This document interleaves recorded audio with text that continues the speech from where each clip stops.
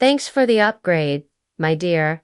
Ethan grinned as he strolled into the living room, tossing his sunglasses onto the coffee table. He stood there, obnoxiously confident in his tailored suit and pristine new shoes, his luggage spilling high-end logos, first class to Europe, luxury hotels.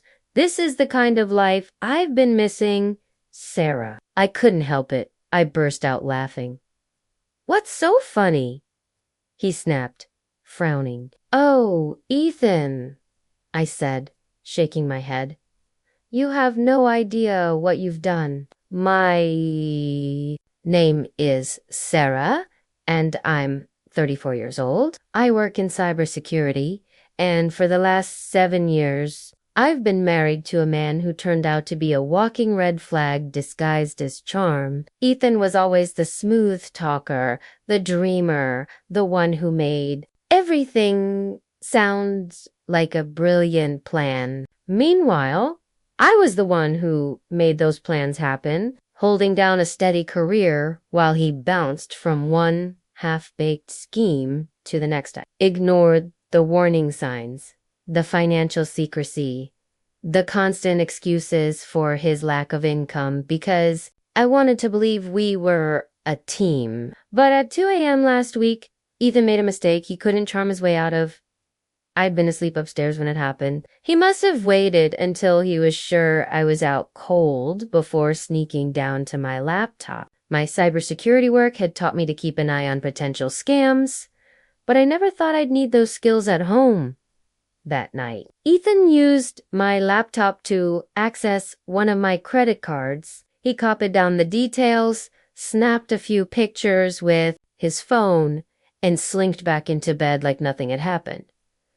The next morning, while sipping my coffee, I noticed a flood of alerts on my phone. I opened my banking app to find nearly $50,000 in charges, designer clothing, expensive watches, first-class flights to Paris. My stomach sank as the pieces clicked into place. Ethan was behind this, of course he was, but instead of panicking, I smiled. The card he'd used wasn't a personal account.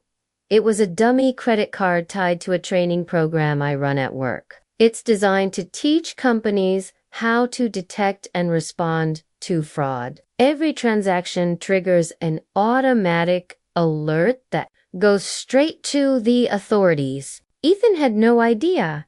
He just turned himself into a case study.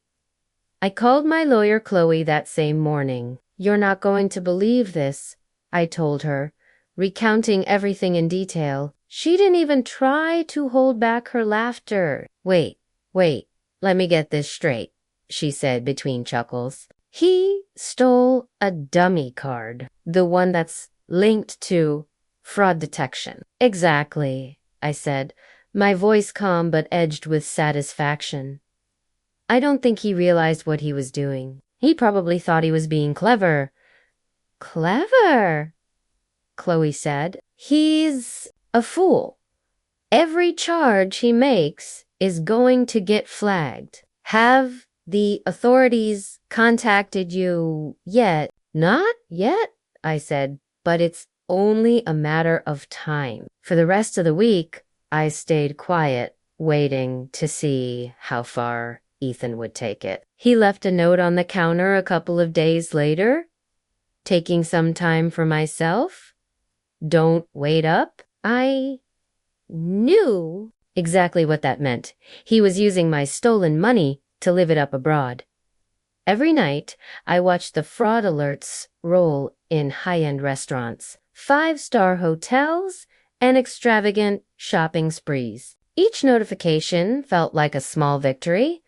3 days into his spree, I got a call from Agent Keller, a federal investigator assigned to the case. We've identified significant fraudulent activity tied to your account, he said. Do you know who might be responsible? Yes, I replied without hesitation.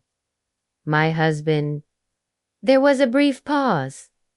Your husband? I explained the situation. including the fact that the card was part of a cybersecurity program. Agent Keller let out a low whistle.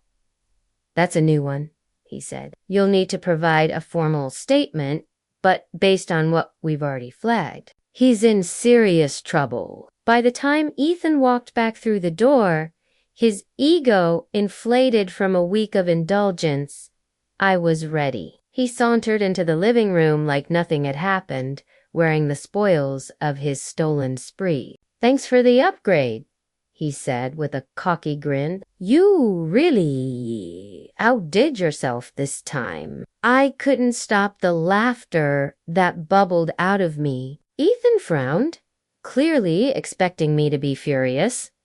What's so funny? He asked, his voice sharp. Oh, Ethan, I said, shaking my head. You're about to find out.